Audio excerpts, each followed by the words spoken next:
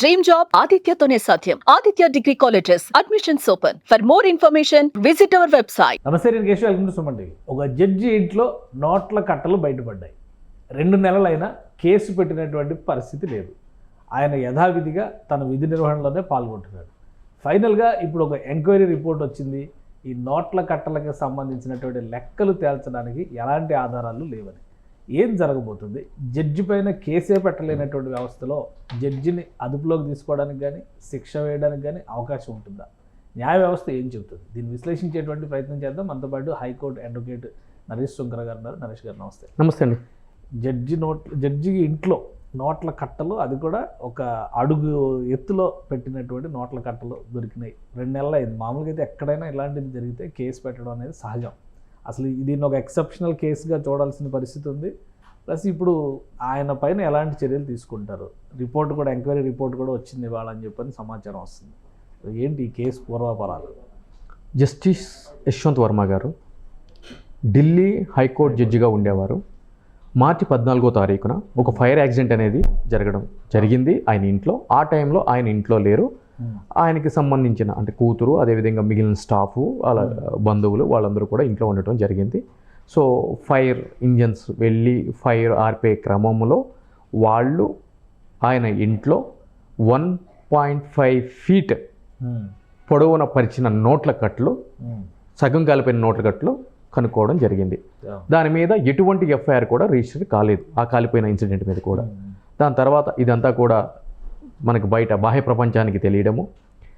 So దీని మీద supreme court ఒక కమిటీ వేసి ఆయన్ని తక్షణం ఢిల్లీ హైకోర్టు నుంచి అలహాబాద్ హైకోర్టుకి ట్రాన్స్ఫర్ చేసి ఆయనకి అక్కడ ఎటువంటి విధులు కల్పించవద్దు అని చెప్పి అక్కడ రిజిస్ట్రార్కి ఆదేశించడం కూడా జరిగింది. సో పొజిషన్లో ఉన్నాడు కానీ విధి నిర్వహణలో మాత్రం ఆయన భాగం కాలేడు. అంటే ఎటువంటి కేసులు విచారించలేరు ఆయన. అంటే జడ్జిగా ఉన్నారు అన్నట్టు కనుక ఉన్నారు, ఎటువంటి కేసులు విచారించలేరు. సో ఆ విధంగా చేయడం జరిగింది. దీనికి సంబంధించి అక్కడ అలహాబాదు బార్కు సంబంధించిన న్యాయవాదులు, అడ్వకేట్కి అసోసియేషన్కి సంబంధించిన న్యాయవాదులు, అదేవిధంగా దేశంలోని వివిధ కోర్టులకు సంబంధించిన న్యాయవాద సంఘాలు అన్నీ కూడా పెద్ద ఎత్తున ఆందోళన కార్యక్రమాలు నిర్వహించడం జరిగింది. ఆయన మీద క్రిమినల్ కేసు అనేది రిజిస్టర్ చేయాలి, దీని మీద ఒక పూర్తి స్థాయి ఎంక్వైరీ అనేది కండక్ట్ చేయాలి. అదేవిధంగా ఎస్పెషల్లీ అలహాబాద్కి సంబంధించిన న్యాయవాదులు అటువంటి కరప్టెడ్ జడ్జిని మా దగ్గరికి ఎందుకు పంపిస్తున్నారు అని చెప్పి కూడా పెద్ద ఎత్తున ఆందోళనలు చేయడం జరిగింది. దాని మీద కంప్లైంట్ల పర్వం కూడా కొనసాగింది. సంభవ్ అవన్నీ కూడా జరిగినాయి కానీ ఫలితం కనిపించలేదు. ఆయన్ని అలహాబాద్ హైకోర్టుకి ట్రాన్స్ఫర్ చేయడం జరిగింది. అంటే మామూలుగా ఒక సాధారణమైన వ్యక్తి ఆదాయానికి మించి ఆస్తులు అంటే డబ్బులు ఉన్నా కానీ, లెక్కలు చూపించినటువంటి ఆదాయం ఉన్నా కానీ వెంటనే కేసు పెడతారు. ప్రభుత్వ ఉద్యోగం అయినా కానీ రెడ్ హ్యాండెడ్గా దొరికితే కనుక, అంటే ఈ కేసులో రెడ్ హ్యాండెడ్ అనేది వర్తించకపోవచ్చు. బట్ ఒక జడ్జి గారి ఇంట్లో అంటే అసలు విచారణకి కానీ ఆ కేసులు పెట్టడానికి కానీ ఎలాంటి ప్రొవిజన్స్ లేవా మన దేశంలో? అయితే మనకి ఏం జరుగుతుంది అంటే కనుక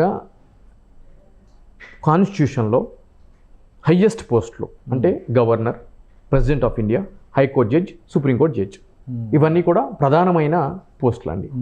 వీళ్ళకి ఇమ్యూనిటీ అనేది కల్పించబడటం జరిగింది రాజ్యాంగం. అంటే ఇమ్యూనిటీ అంటే కనుక ఒక రక్షణ. జడ్జెస్కి సంబంధించి జడ్జెస్ ప్రొటెక్షన్ యాక్ట్ అని చెప్పి ఒక ప్రత్యేకమైన చట్టం అనేది పొందుపరిచింది.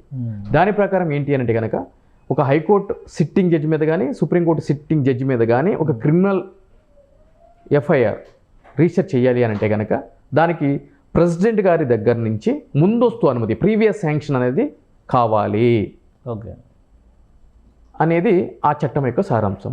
అది ఎలా జరగాలి అని అంటే కనుక సుప్రీంకోర్టు చీఫ్ జస్టిస్ వారు ప్రెసిడెంట్ ఆఫ్ ఇండియా వారికి అటువంటి అనుమతి కోరుతూ ఒక ఉత్తర్వులు కావాలి అని చెప్పని రిక్వెస్ట్ లెటర్ పెడితే దాన్ని బేస్ చేసుకుని ప్రెసిడెంట్ ఆఫ్ ఇండియా వారు అనుమతి ఇస్తే అప్పుడు ఈ యొక్క క్రైమ్ అనేది రిజిస్టర్ కాబట్టడం జరుగుతుంది. సో అటువంటి రక్షణ అనేది రాజ్యాంగంలో కల్పించబడింది జడ్జిలకి. దీనికి సంబంధించి ఎఫ్ఐఆర్ రిజిస్టర్ చేయాలి అని చెప్పని కొంతమంది సుప్రీంకోర్టులో పిటిషన్ కూడా ఫైల్ చేయడం జరిగింది. మరి ఇంత పెద్ద ఎత్తున నోట్ల కట్టలు జరిగినప్పుడు ప్రైమరీ ఆస్పెక్ట్ ఏంటి అని అంటే కనుక క్రిమినల్ కేసు నమోదు చేయాలి, ఎంక్వైరీ అండ్ ఇన్వెస్టిగేషన్ కూడా జరగాలి కదా. అంటే నిజంగా అవినీయా కాదా, వేరే వాళ్ళు ఏమైనా కాన్స్పిరసీ చేశారా, ఏం జరగాలన్నా కూడా క్రైమ్ రిజిస్టర్ కావాలి. కానీ ఇక్కడ అటువంటిది ఏం జరగలేదు. మార్చి 14న జరిగింది. మనం ఈరోజు మే చివరి ఫైర్ యాక్సిడెంట్ వలన బయటపడింది. ఈ రోజు మనం మే చివరిని ఉన్నాము, మార్చి ఏప్రిల్ మే అంటే 3 నెలలు కంప్లీట్ అయిపోతుంది, అంటే అప్రాక్స్ 2.5 నెలలు అయిపోతుంది. కానీ ఎటువంటి జరగలేదు. కాబట్టి చెయ్యాలి అంటే కనుక సుప్రీంకోర్టు ఆ యొక్క పిటిషన్ని డిస్మిస్ చేయడం జరిగింది. ఓకే, మేము దీన్ని ఎంటర్టైన్ చేయలేము. ఇప్పుడు సుప్రీంకోర్టు వేసిన కమిటీలోనే ఆధారాలు సేకరించారు, డబ్బులకి లెక్కలు లేవు అని, జరిగినటువంటి ఇన్సిడెంట్ వాస్తవం అని మొత్తం రికార్డ్ అంతా వచ్చింది. ఇంపీచ్మెంట్కి రికమెండ్ చేశారు అని ఒక సమాచారం వస్తుంది. అంటే ఏం చేస్తారు ఇంపీచ్మెంట్ అంటే? ఇప్పుడు ఆ జడ్జి గారి పైన ఎలాంటి శిక్షలు ఉండే అవకాశం ఉంది? అయితే దీనికి సంబంధించి సుప్రీంకోర్టు వారు అంతకు ముందు ఉన్న చీఫ్ జస్టిస్ వారు కన్నా గారి నేతృత్వంలో ఏం చేశారంటే కనుక ఒక ఇన్ హౌస్ ఎంక్వైరీ కమిటీ అనేది 3 జడ్జిలతో కూడిన ధర్మాసనంతో కూడిన ఒక కమిటీని ఏర్పాటు చేయడం జరిగింది.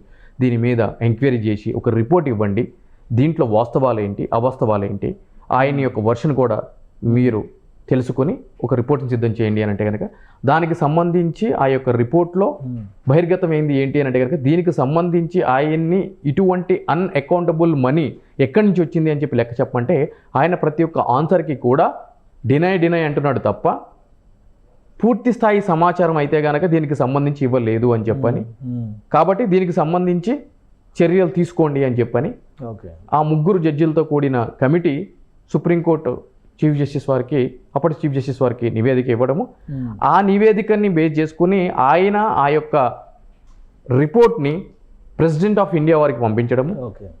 ప్రెసిడెంట్ ఆఫ్ ఇండియా వారు ఈయన మీద అంటే ఈ యొక్క హైకోర్టు సిట్టింగ్ జడ్జిని కానీ సుప్రీంకోర్టు జడ్జిని కానీ పదవి నుంచి తొలగించాలి అని అంటే కనుక ఇంపీచ్మెంట్ ప్రొసీడింగ్స్ పెట్టాలి. అంటే అది ఎవరితో అవుతుంది అంటే కనుక తొలగించే అధికారం ఉత్తర్వులు ఎవరు ఇస్తారు అంటే కనుక రాష్ట్రపతి గారే ఇస్తారు.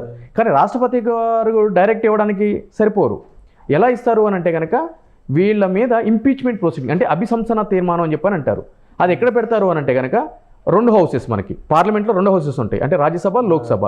సో లోక్సభలో ఈయన గురించి అభిశంసన అంటే ఈయన్ని పదవి నుంచి తొలగించాలి అని చెప్పని తీర్మానం ఆమోదిస్తే దాంట్లో ఆ సభలో ఆ రోజు అటెండ్ అయిన మెంబర్స్లో 2/3 మెజారిటీ తోటి, అంటే ఇప్పుడు మనకు అర్థమయ్యే భాషలో చెప్పాలంటే కనుక లోక్సభలో 100 మంది ఎంపీలు, రాజ్యసభలో 50 మంది ఎంపీలు ఆ యొక్క తీర్మానాన్ని ఆమోదం తెలపాలి.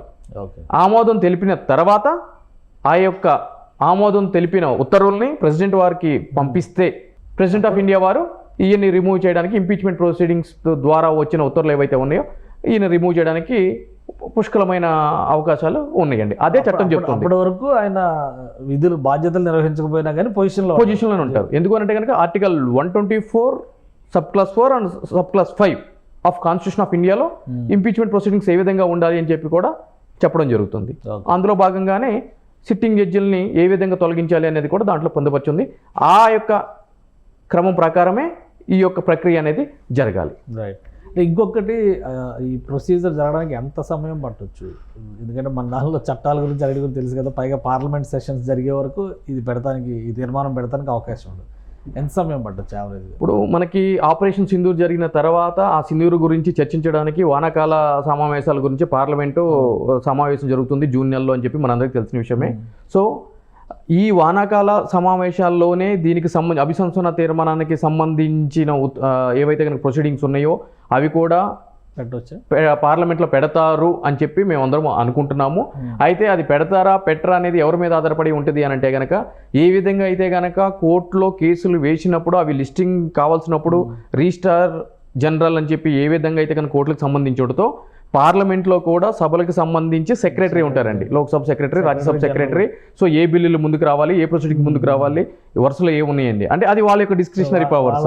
సో మరి వాళ్ళు పెడతారా పెట్టరా అనేది ఇక్కడ అంటే ఇప్పుడు ఈ స్థాయిలో ఆయన కరప్ట్ అయినా కానీ ప్రొటెక్షన్ ఉంది కాబట్టి కరప్ట్ అయ్యారు అని అనుకున్నా కానీ చర్య తీసుకోవడానికి ఇంత ప్రొసీజర్ ఉంది కాబట్టి ఆయన ధైర్యంగా ఉన్నారేమో. అందుకే క్వశ్చన్స్ కూడా ఎంక్వైరీలో కూడా ఏమీ రెస్పాండ్ అవ్వలేదు, ఆయన పెద్ద కోఆపరేట్ చేయలేదు అనేటువంటి విషయాలు బయటకు వస్తున్నాయి. అయితే ఇక్కడ మనం ఒకసారి చరిత్రలోకి వెళ్ళాలండి. ఈ విధంగా ఇప్పటి వరకు ఆ విధంగా ఇంపీచ్మెంట్ ప్రొసీడింగ్స్ పెట్టి ఎవరైనా హైకోర్టు జడ్జిని కానీ సుప్రీంకోర్టు జడ్జిని కానీ తొలగించిన సందర్భాలు ఉన్నాయి అంటే కనుక సందర్భాలు లేవు.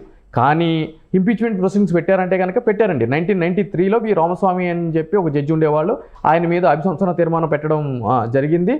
అదేవిధంగా దాని తర్వాత కలకత్తా హైకోర్టు జడ్జిలో 2011లో అండి సుమిత్రా జైన్ అని చెప్పే ఒక కలకత్తా హైకోర్టుకి సంబంధించిన జడ్జి వారి మీద అభిశంసన తీర్మానం పెట్టడం జరిగింది. 2 సభల్లో కూడా అది పాస్ అవ్వడం జరిగింది.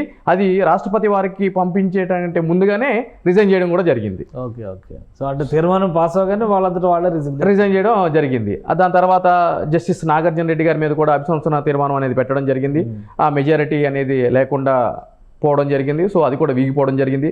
దానికంటే ముందు గౌహతికి సంబంధించిన జడ్జి వారి మీద సెక్సువల్ హెరాస్మెంట్కి సంబంధించి కింద జడ్జి డిస్ట్రిక్ట్ అండ్ సెషన్ జడ్జిని సెక్సువల్గా హెరాస్ చేశారని చెప్పని దానికి సంబంధించిన అభిశంసన తీర్మానం కూడా పెట్టడం జరిగింది.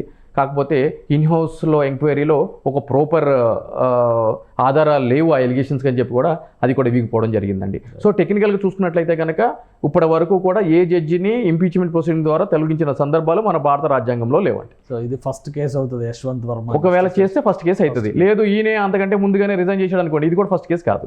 Okay right. Thank you Naresh గారు.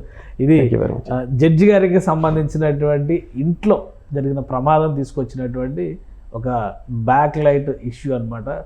ఏ విధంగా దీన్ని హ్యాండిల్ చేస్తారు, రాజ్యాంగం ఇచ్చినటువంటి హక్కుల్ని ప్రొటెక్షన్ని ఉపయోగించుకోవడం ద్వారా ప్రస్తుతానికైతే జడ్జి గారు పదవిలో ఉన్నప్పటికీ కూడా ఎంక్వైరీలో వచ్చినటువంటి రిపోర్ట్ ప్రకారం ఇంపీచ్మెంట్ అంటే అభిశంసన తీర్మానం పెట్టక తప్పని పరిస్థితి ఏర్పడుతుంది.